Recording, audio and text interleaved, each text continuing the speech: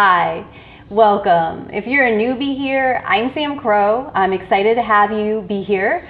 I'm a life transformation and leadership coach, speaker, writer, mompreneur, and founder of Avalia Consulting, a coaching company that aims to spread empowerment, connection, and growth.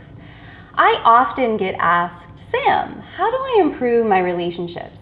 And I love this question. I think it's so important because number one, we are wired to be social creatures. We are wired to thrive when in relationship with others. Two, because of this fact, we achieve powerful outcomes by working with and through others. So if we want to have powerful outcomes, we have to have powerful relationships to achieve those outcomes.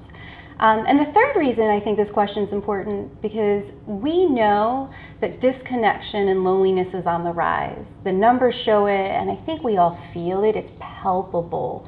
And not only does this alienation, this isolation, this loneliness, this disconnection, not only does it not allow us to thrive psychologically and thrive in the outcomes we generate, but we also know from the data that it has serious and significant effects on our health. It's huge factor in disease and death, maybe more so than almost any other thing we talk about when it comes to our health. So the question of how do I improve my relationships, I think is fundamental to living our best and healthiest lives at work and at home. So I'll start with a question. How many of you have ever heard or used the phrase, words don't matter, actions do, right? I used to use it. So I hate this phrase. I hate it. I think it's fundamentally wrong in the way it is written. So the essence of the phrase, I agree with.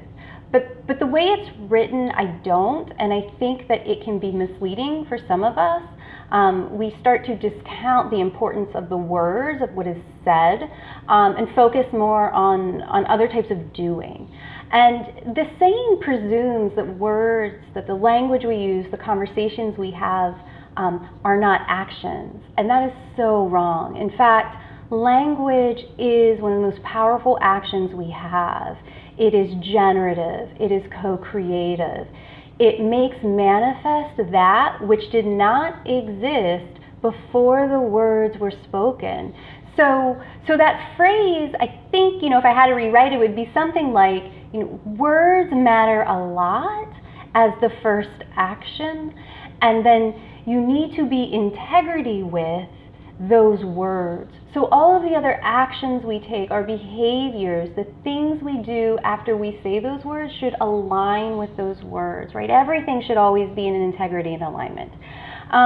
So I was reading a book. This was top of mind to me because I was reading a book that I absolutely love. It's called Language and the Pursuit of Happiness. It's by Chalmers Brothers. He has another book called Language and the Pursuit of Leadership Excellence, which is equally good. I love them both. But I want to read from this book because I think Chalmers illustrates it so much better than I could. I think he's just hilarious, and I love this. So we create, maintain, and shape virtually all of our relationships out of what we speak. Do you want to change your relationship with someone? Then change your conversations with that person. Show me someone you have no conversations with, and I'll show you someone you have no relationship with. And then finally, have you ever said, I don't know what to do about Bubba? He's driving me crazy. I'm at my wit's end. What you really mean is, I don't know what to say to Bubba. You're not going to do anything, probably. You're not going to do anything to Bubba, but you don't know what to say to him.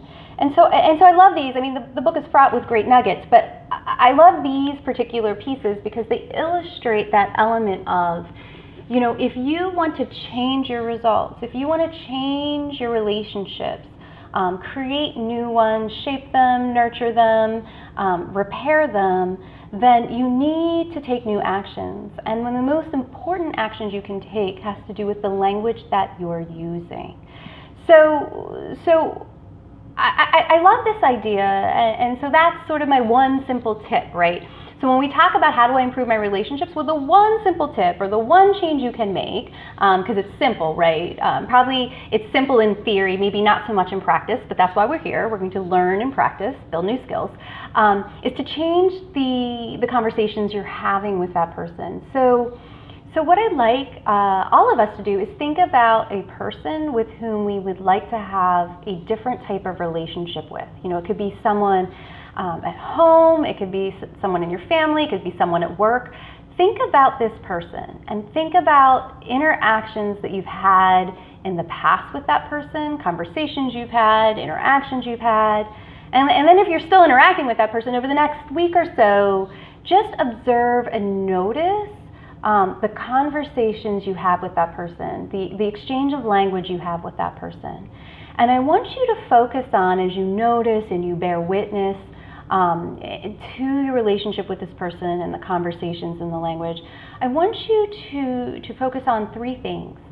The first is, what are you saying? What is the conversation like? What are you saying to that person? What is the conversation you're having? Is it geared towards protecting and defending yourself? Is it geared towards telling them things or exchanging information?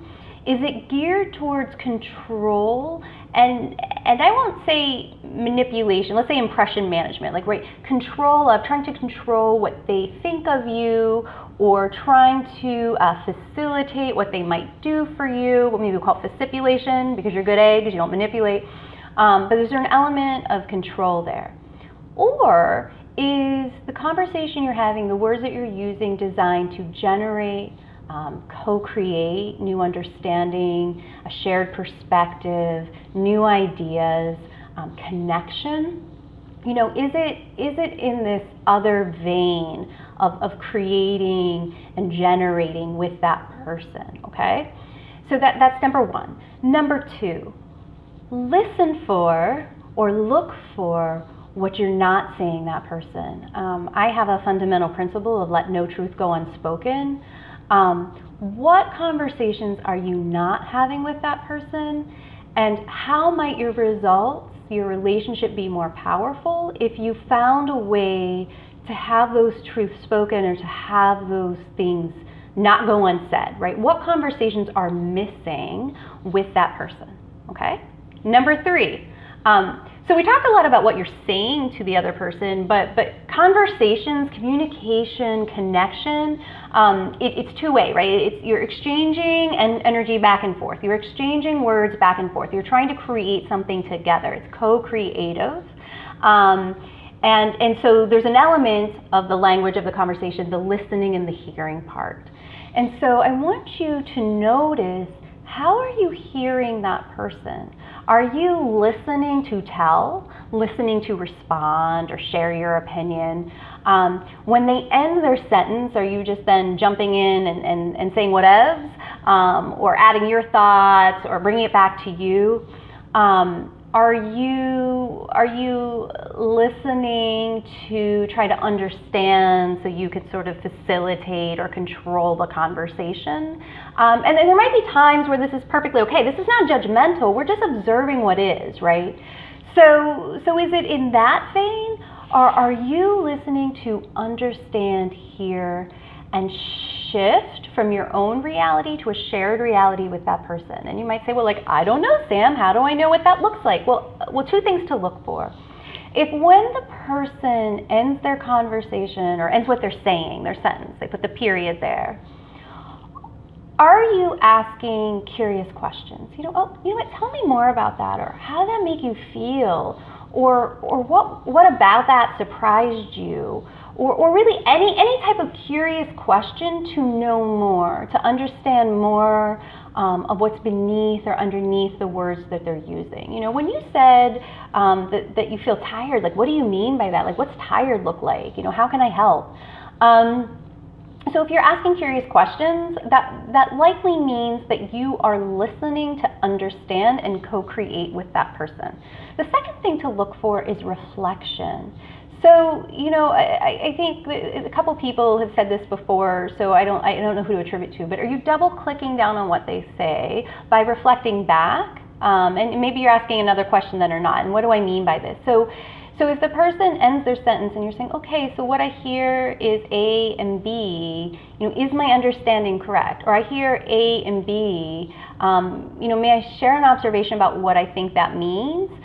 You're really reflecting back what you're hearing so that you're making sure you're truly understanding what they're saying, and you're allowing them to clarify or elaborate or go a little deeper. And so that is more of an exchange, right, when you're reflecting back as opposed to just jumping in and sort of then saying your thoughts. So those are two things to look for. Again, I think this is really about how do you improve your relationships. And to improve your relationships, you might have to take new actions. And the language we use are actions.